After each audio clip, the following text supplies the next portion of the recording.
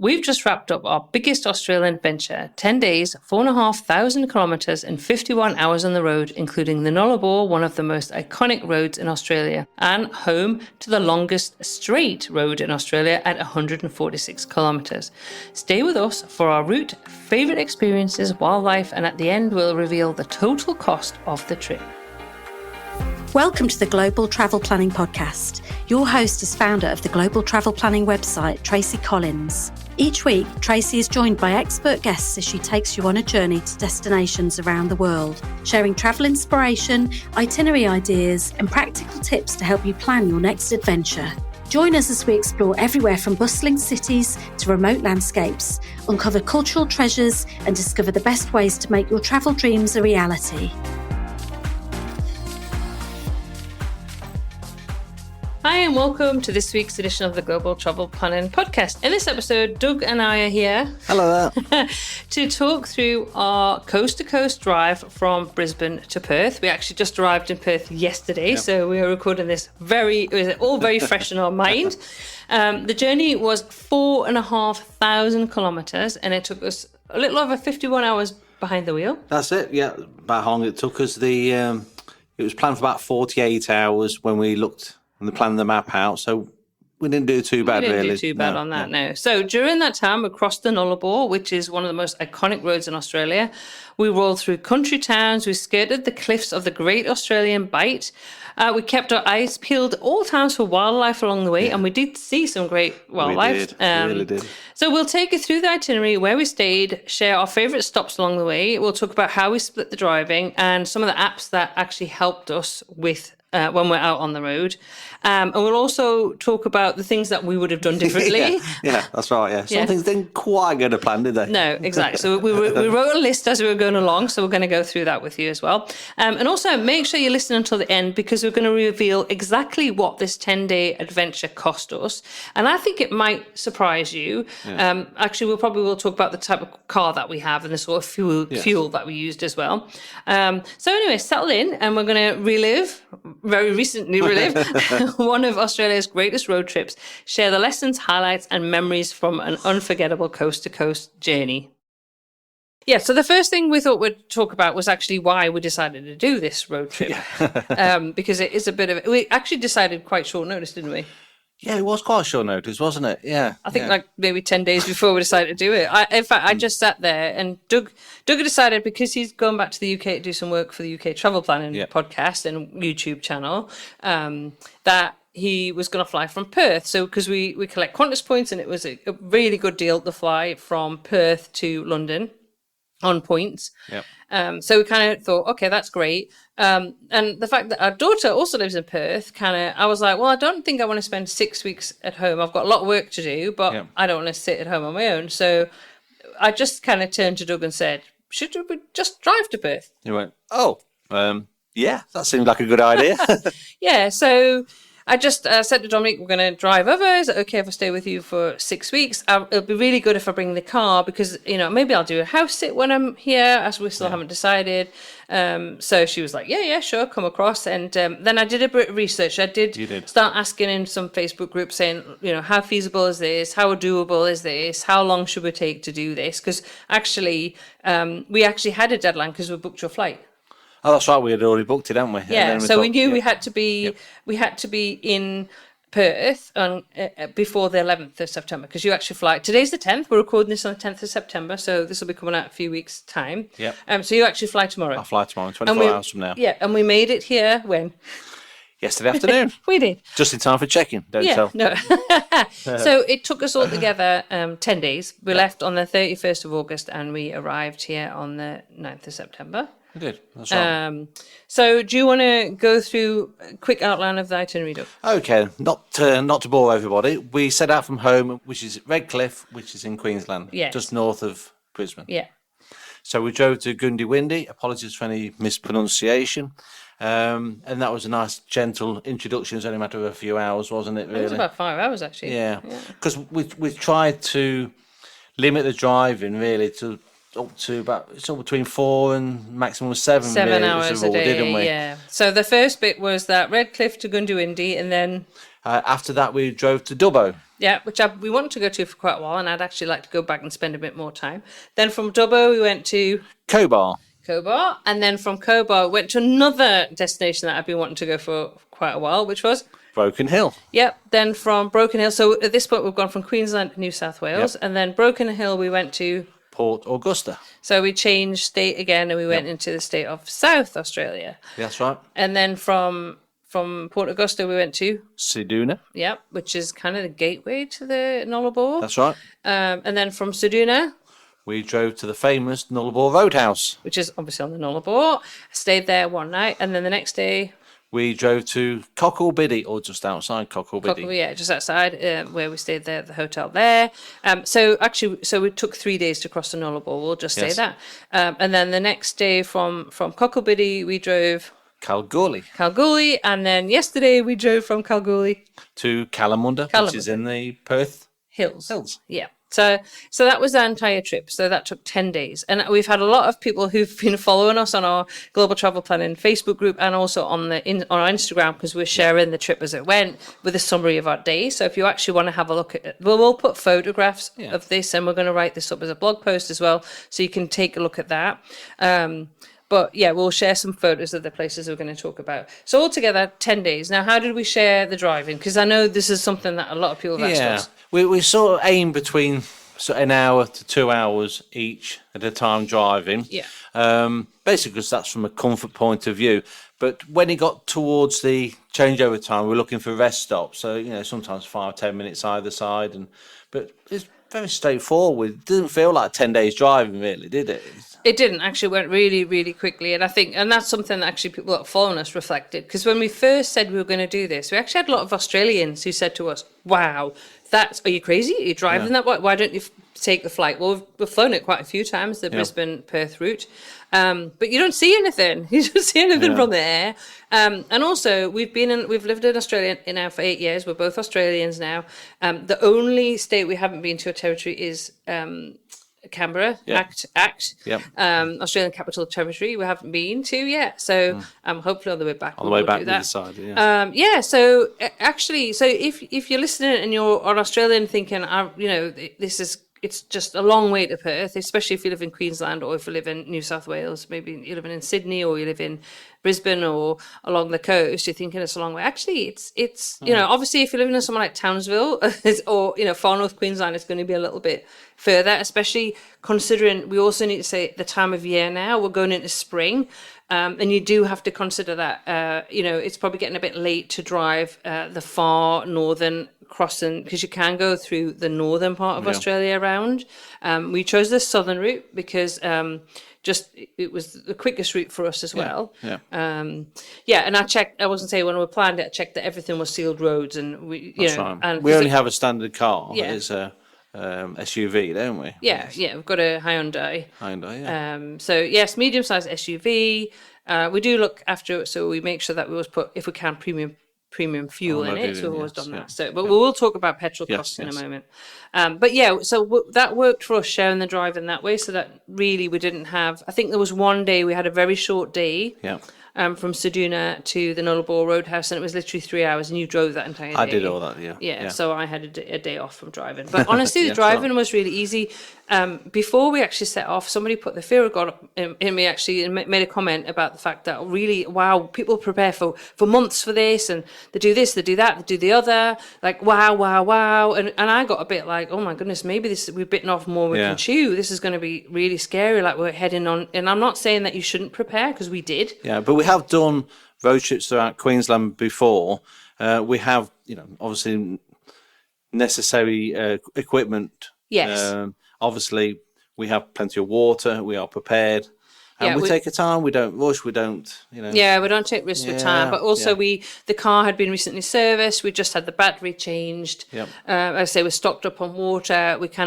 We knew that we weren't going to have a signal throughout the whole way. So that's one of the tips that I am going to say is actually, and I'm going to mention it now because I think it's really important, is download your map. So I had downloaded all of my maps so they could be used offline. So it makes you feel better when you know the route that you're on, and it's not going to suddenly disappear off your your Google Maps or whatever or Apple Maps or whatever you're using. Quite often, long stretches of road, you're on the same road for 100, 200 kilometres. So you're fine if your map goes off, but it's still nice to know. Yeah.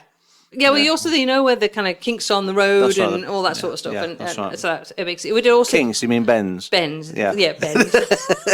We also bought a paper map. I will also say, so we also had that in the car as well. Yes, we did. That's right. Now let's talk about. And we've actually, when we arrived yesterday, a few people said, "Oh, was it just a 10-day drive? Is that all you did? Was it? Did you have any highlights or any things you enjoyed, or was it literally just the entire time in the car?" Well, it wasn't the entire time in the car.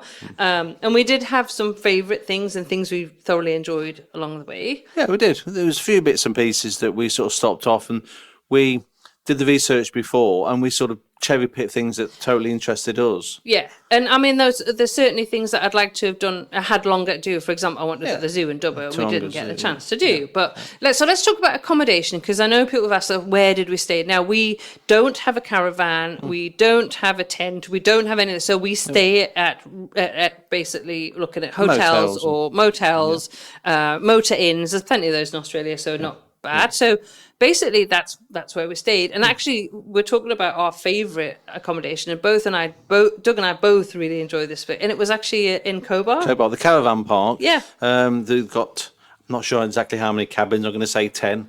Somebody might correct me on that, but probably around that number.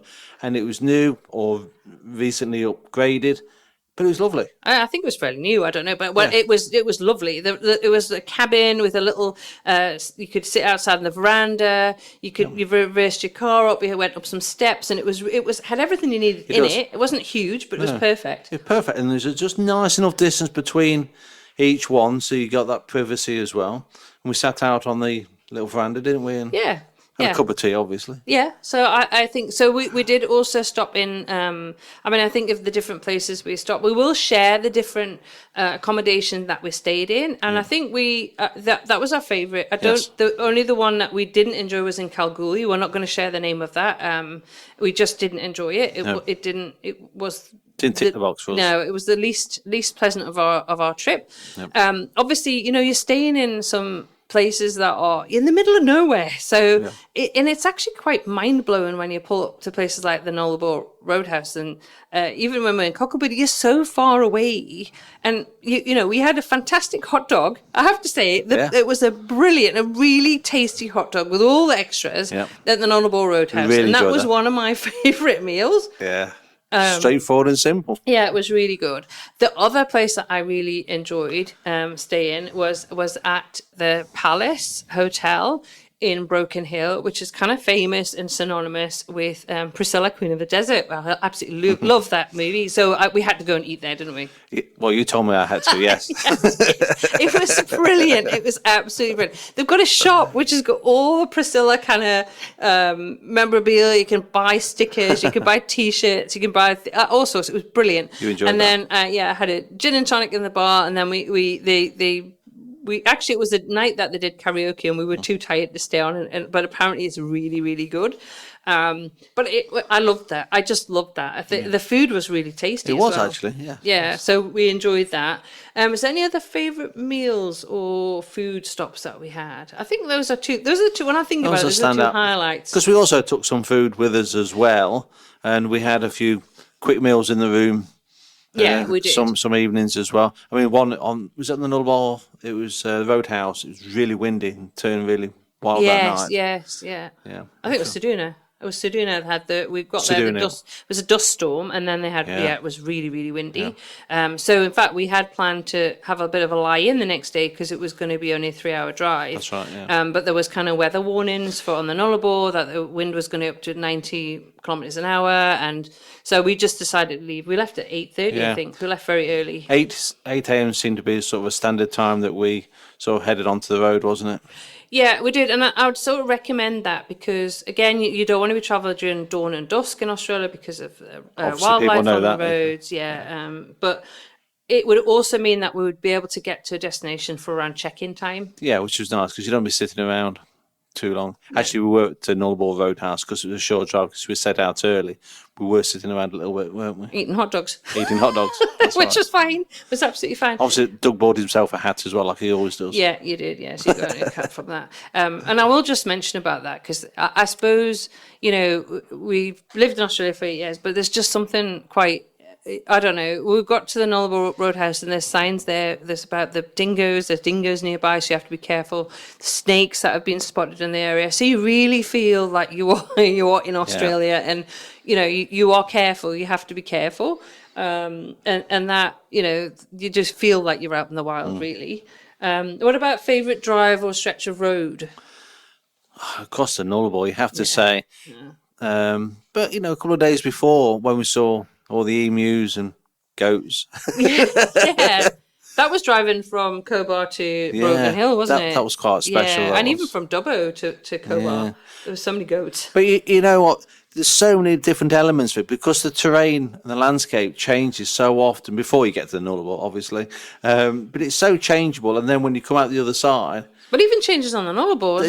It's not the same on the Nullarbor. No, it's not the Nullarbor plain. There's some trees to start with. Yeah. I thought I'd been conned when I saw Nullarbor. Well, all these trees. I didn't think there's going to be trees. Then you get to the Nullarbor plain, and that I just thought was amazing.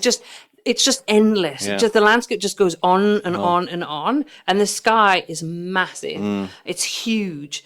And then you get to I can't think, it's Great Western. Is it Great Western Tree Forest or something? When you come out, and that was also fantastic. Yeah, but the trees are so different. I don't just because we're obviously like 8 years, but new to Australia. Some of the terrain we're seeing, it's just so different to what we've seen before. Yeah, and it's really funny because it's something we were talking to our daughter about last night, and she was saying, people say, when she's been abroad, they said, Australia, it's all the same. And she's like, you must be joking. It's not. Everything changes. And okay, yeah, we've done 4,500 kilometres, so you're going to expect some changes of terrain. But it's quite incredible what you see and the differences. So certainly not boring. And I would stress that because I think people thought we were going to get bored with this drive. And I have to say, we did not get bored. Anything but bored. I mean, we're chatting away most of the time, weren't we? Yeah, we were. Yeah. Now, what about beautiful view or landscape? Because I'm going to say the view. Can I say the view? So we pulled over just off the Nullarbor at the Great Australian Bight, and Doug took some photographs from the kind of cliff edge, not at the cliff edge, just to stress that. But my goodness, the sea was beautiful, beautiful aquamarine blue. I'll put the photographs in as well. They were and I just thought, wow, it was so pretty. And we're so close to the Great Australian Bight. Yeah. We follow it along. You drive along it, don't you? Oh, you really do. Yeah. But there's more places than we thought to stop off because, driving a standard car, some of the roads down to the car park overlooking the water, they were unsealed. Yeah. But there is a few that are sealed as well. Yeah. Well, and you just have to be careful. Yeah, I would say that. I don't know if was that yours. There was just so many. Yes, that was special because I was the one standing there. I was watching it. Driving through when the road surface changes and you've got a good view of the plain. Yeah, they were sort of special moments in time. Yeah. I mean, we're driving all as a passenger. You're looking out in the front, and it just gives you a sense of sort of proportion, sense of scale. You think, well, look how far you can see. Yeah, it was like endless road. Yeah. You could see like the road straight ahead of you went on just seemed to go on forever. Yeah. Yeah. And there was not a lot of traffic on the road. There's something else I will actually mention about traffic because. Yes, we did pass a lot of road trains and there were a fair number of caravans, but there were stretches of the road where we just didn't see anybody for miles and miles and miles. That's right. We really didn't. But even then, we just sort of chugged along nice and steady. Yeah. Very easy. What about our most surprising stop or hidden gem? Now, we both agreed on this one, actually, is exactly the same. And that was actually in Cobar. Cobar completely surprised me. Yeah, I thought Cobar got a lovely balance between its mining heritage, There was a remembrance site as Yeah, well. that was really and they've lovely got some to look old machinery. Yeah. Being typical bloke, looking at old machinery, it's really worth looking at. But then I saw the sign for the lookout. Yeah, and I was like, oh no, I don't want to go look out, and because we'd gone back to we'd actually checked in, Yeah. and then we went out, and I was like, we were looking at kind of the memorial, and we looked at the machinery, and Doug was like, let's go and have a look out, and I was like, okay. Because the lookout was one of the things that came up in the research, a list of things on the way. And I'm so glad that Doug said to go and look at this. So it's Fort Bork Hill Lookout. Yeah. Wow. Yeah. Wow. I got probably one of my favourite bits of video that I've ever taken. And it's just, I mean, it's a massive, massive hole in the ground, like huge. Now I've seen the Great Hole in Kimberley in South Africa, which is a big diamond from the diamond, and that is huge. And I don't know if that's the biggest in the world, but this was big. The one in Cobar, in fact, we did see the one in Kalgoorlie as well, but the one in Cobar is massive. But I got this picture of a road train. Well, it's actually a video. The road train across the top, kind of with the dust flailing out from the wheels, and you see how tiny this road train is compared to this hole in the ground, and it was mind blowing. It really was. It really was. So yeah, I just thought that was really interesting. So if you haven't been to Cobar, I would recommend going to Cobar. Yeah. And there's a nice accommodation there as well. Yeah, exactly. And the staff were lovely as well. Now, let's talk about wildlife, because everybody's always interested in what you see and what you don't see. Now, we have to say, we found it really strange that once we got into South Australia and to Western Australia, we didn't see very much. No, it was a total lack. Because for the first few days, we were sort of trying to count up how many emus we saw, how many kangaroos we saw. Yeah. Well, unfortunately, we did see a lot of kangaroos that had been victims of, had been hit by cars or road trains. Like over 50, I think, on the first few days, which was quite astonishing. But we saw the most wildlife, really, obviously, going through. We weren't very long in Queensland because we just drove from Redcliffe to Goondiwindi. But the drive through New South Wales was incredible. Yeah, really, really We was. must have seen 50-odd emus. There's one particular one where one was about to cross the road with a young, but it's one of those, you haven't got time to grab your phone, your camera. No. It's just not possible. So just one of those old-fashioned moments we looked at it. Yeah, in fact, I don't think we've got any pictures of any of the emus, because we were just because they're so far apart when you see them, and all of a sudden, I mean, you saw one. There must have been about 12 in one group. Yes, it was. It was incredible. So we saw a lot of kangaroos. Like, we did see some live ones as well. We saw a lot of emus. We saw a lot of wedge-tailed eagles. Yes. I think we saw more of those as we travelled through. Yeah, I think so. And we saw, I've never seen so many goats in my life. But there's one moment, wasn't there, that stuck in both of our minds, which we didn't expect it. Yeah, absolutely. So, and that was on the Nullarbor. That was on the Nullarbor. I could see something in front of us on the road, and I said, "What is that? What's on the road?" And as we got closer, we realised it was a dingo. Yeah. And it was a blacky kind of black coloured dingo, not the sandy coloured. And it sniffed around on the road. There was obviously some roadkill or something that it was sniffing around at. So I was a bit worried it was going to kind of continue crossing the road, but it didn't. It turned tail and kind of went back across the road. I don't want to look down and get my phone to take a video. I wanted to enjoy the moment. It's a wow moment for us. Yeah, and I think we're really privileged, because I've spoken to so many people who've crossed the Nullarbor and never seen anything. No. We did expect to see camels, and we didn't see any camels. Not a single camel. Seen plenty of signs with them on, but we didn't see an actual live one. Yeah, so we have got photos with the iconic sign for camels, kangaroos, and wombats on the Nullarbor. We didn't see any of those, but we did see the wombat, the dingo. So that was a real privilege, and I think that was the kind of wow moment. Seeing the dingo was something quite special. Obviously, we've seen them in the zoo, but I've never seen one in. Yeah, it's different, isn't it? Yeah, out in life. What about, I guess, thinking about the challenges and the things that we've learned along the way? So, could you think, is there a hardest day of the trip? I kind of think, and I can't think of a hardest day. It was all really good fun. No, because we planned out. We don't want to sort of underplay it in the fact that people say you need to plan it a bit more in advance. I still think we ticked most boxes and we planned it, so we didn't have truly difficult day. Yeah. And the accommodation you booked quite late on. Yeah, I did, and that was a bit of a struggle for the Nullarbor, I must say. And I Yeah. will kind of, when I come to a second, talk about the things that I would do differently. That, to be honest, where we stayed was absolutely fine, Yeah. and I'd love to stay at the Roadhouse again on the way back. And I have to say, we will be doing this journey again. Yes. End of October, we'll be doing the journey back, but we're going to be doing it slightly different. I want to do the Great Ocean Road and Victoria, a bit more Victoria and the coastline this Yes. time. So, but I haven't planned it yet. No.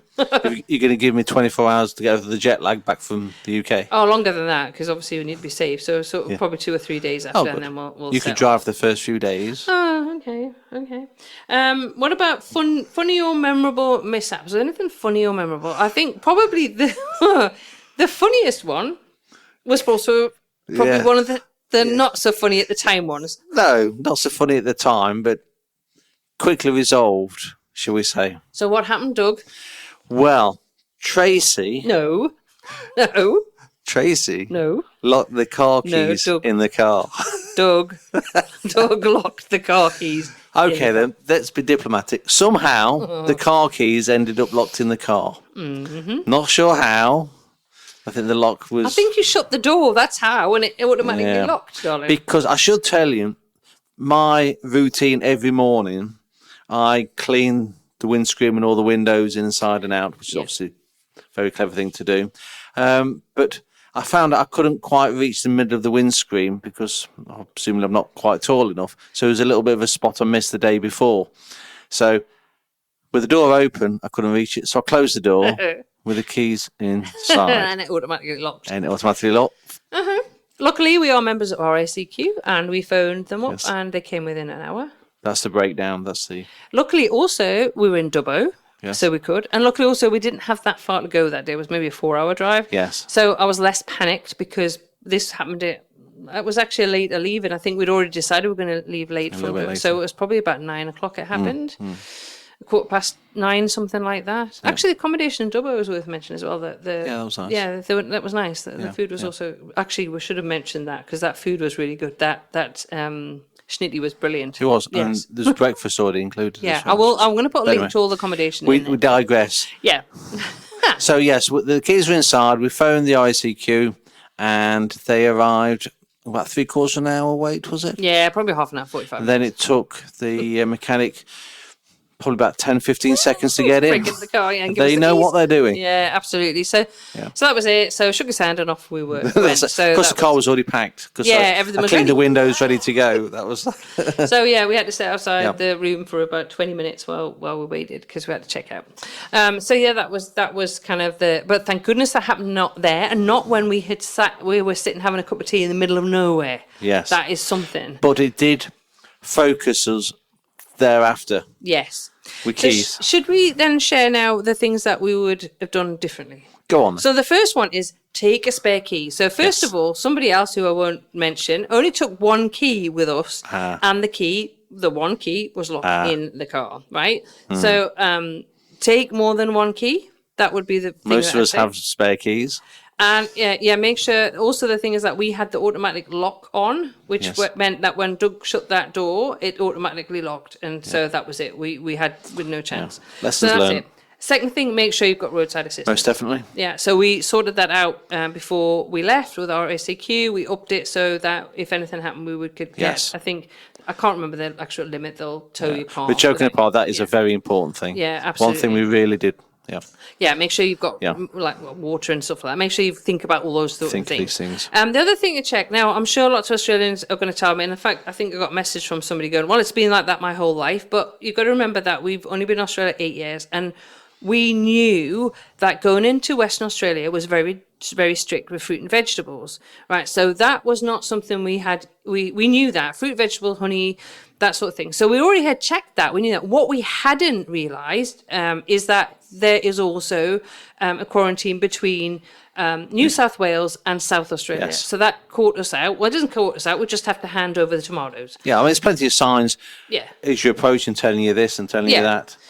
So the only thing that we had that we shouldn't have had were tomatoes, right? So we had to hand them over. But now we're aware of that. And so, I had no idea why I hadn't even crossed our minds, but we were so focused on Western Australia with that. And I guess we'd watched, there's not a massive amount on YouTube. We're going to be putting this journey on YouTube. We found there wasn't a lot on YouTube, and I don't think with one video we did watch mentioned the going from South Australia to Western Australia. Said nothing about New South Wales anyway. No mention. So we figured that out. The other thing that you need to do is make sure you plan your fuel stops.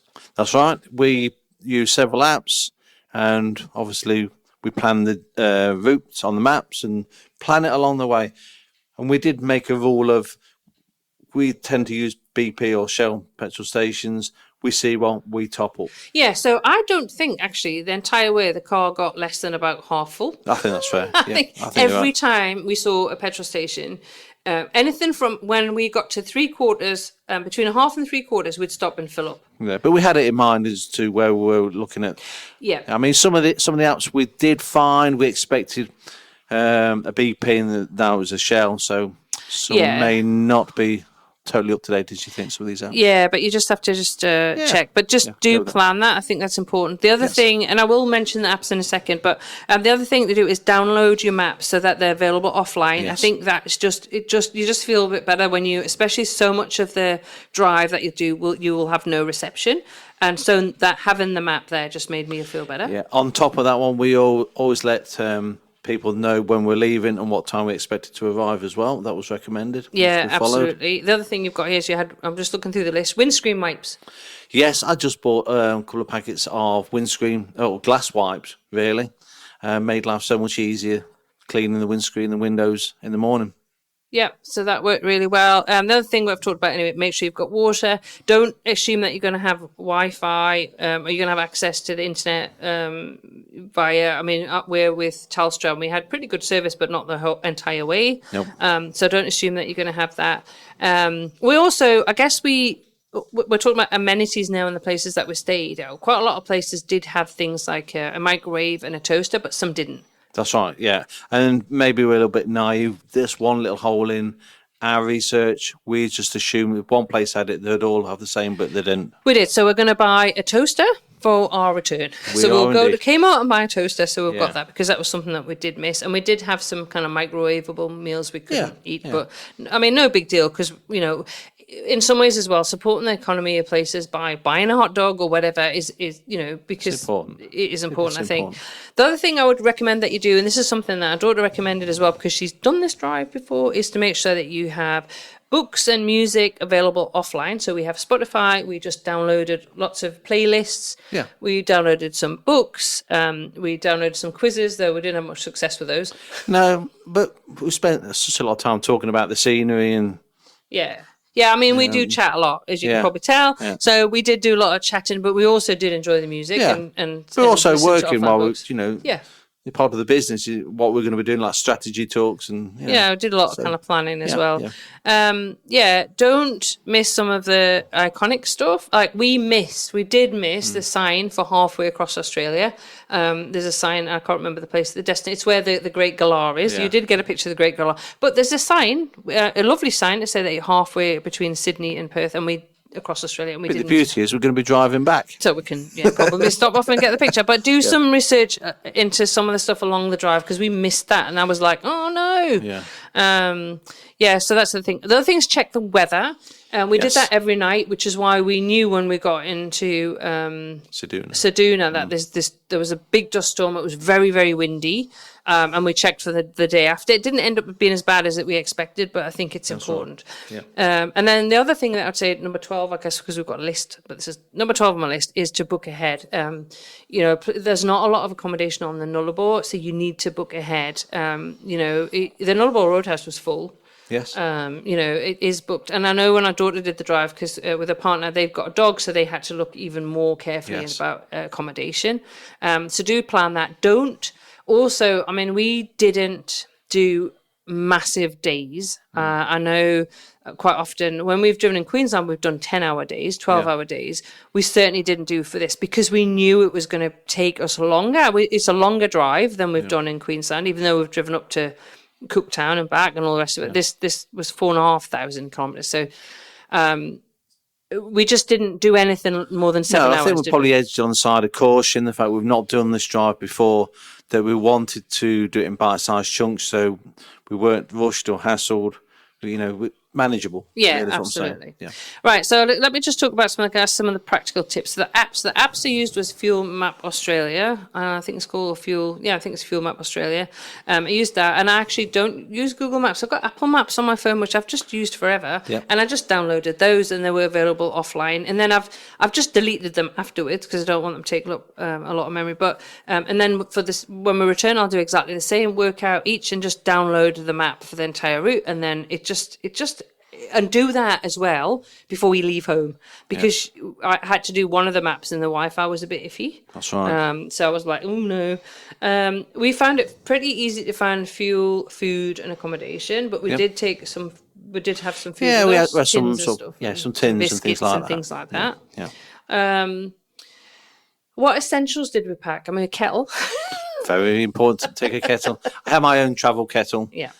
Quite frankly, some of the kettles in some of the places, I wouldn't know. But I carry my little travel kettle. Being an Englishman, I love my tea, so it's important to have a. Yeah, and other essentials that we had, I think probably. Just the water. We actually did use the water because some of the places you go, you can't actually drink the water. That's right. Coming across the Nullarbor, because I always asked. I mean, I don't know if it sounded like a silly question, but I always asked, and they said, no, I wouldn't recommend drinking the water. Yeah, even Kalgoorlie they said that don't drink the water. So, so make sure you've got enough water plus additional water. So I know I think it's recommended like enough water for 2 days per person. Yep. So pack more. And then I know we've been asked about advice for tackling the air highway and the Nullarbor, and I've heard people say, "Oh, it's fatiguing and boring," but. Okay, this is the first time we've driven it. I might have a different story this time when we go back. Definitely a novelty factor, but possibly. I didn't find it boring. I don't think it's going to be a problem. I really found don't. It fascinating, absolutely fascinating. The change in scenery was just quite something else. And I think the regular changes as well make breaks it up nicely. Well, yeah, because you know that one of us would swap one over, so you didn't have to do that. So I know. We've done this in 10 days. You could do this in far, far longer, and many, many people do it in far, far longer. We did it in 10 days because we had a deadline. Same when we go back, we've got a deadline for Doug to go back to work. So we'll have deadlines. So that will make a difference on time. But if you're a grey nomad, or you've got a month off work, or you've got plenty of time to do it, take longer than 10 days. Don't be afraid to give it a go. You can do it. But you can do it in 10 days if you want to. Yeah. It's not impossible. In fact, you can do it in less probably if you want to, and do longer days. But honestly, I think we did it. I think we had a perfect balance. I did. As I say, we got here. We weren't exhausted when we arrived. Yeah, I think we weren't. We're both kind of. I wouldn't want to do the drive back straight away. I will say that. Certainly not. But if somebody said, "Would you do the road trip again?" I'm like, "Well, we kind of have to because we have to get back home the road trip." So, no choice. So there is no choice. Yeah. When we cross the Nullarbor, we're going to do things slightly different. But I think, to be honest, doing the 3 days, and we did get this advice actually from friends of ours, Ros and Alan, who have got an article about driving the Nullarbor, which I read, and they did it in 3 days, and actually I think that worked out. Maybe doing it in 3 days rather than. It's a long way. It's like, I think it's at 1,200 kilometres. It's a pretty long drive. So, you need to break it up, really. But I think, if I was going to ask about a single highlight of a trip, I'd just say the entire trip was a highlight. I think so. So I'd just do it. So, so if you're thinking about it and it's something that you want to do, go for it. Most definitely so. Absolutely. Well, thanks for listening again to another episode of the Global Travel Planning Podcast. If you've done this trip, or you're thinking about doing this trip, or you've got any questions, you can leave us a message on SpeakPipe. We love to hear from you, and we'll get back to you. We haven't give the cost. Oh, yes. Yeah, you're right, Doug. We haven't. And that was the thing that I said we were going to share at the end. So do you want to share then the total cost for accommodation and the total cost for petrol? Okay. The accommodation total cost was $1,562.55. So that was accommodation for 9 nights. 9 nights, that was. And then petrol costs? The total spend on petrol for the entire trip was $779.50. So $780. And we also fill up a premium. I think we did every single time. Yeah, I think maybe once we didn't. I think there was one time where we Was couldn't. there? But the rest of the time that was with premium. So it's premium unleaded. Yeah. So that's not bad at all. Bearing in mind, so we have got a medium SUV. A Hyundai Tucson. Tucson, that's it.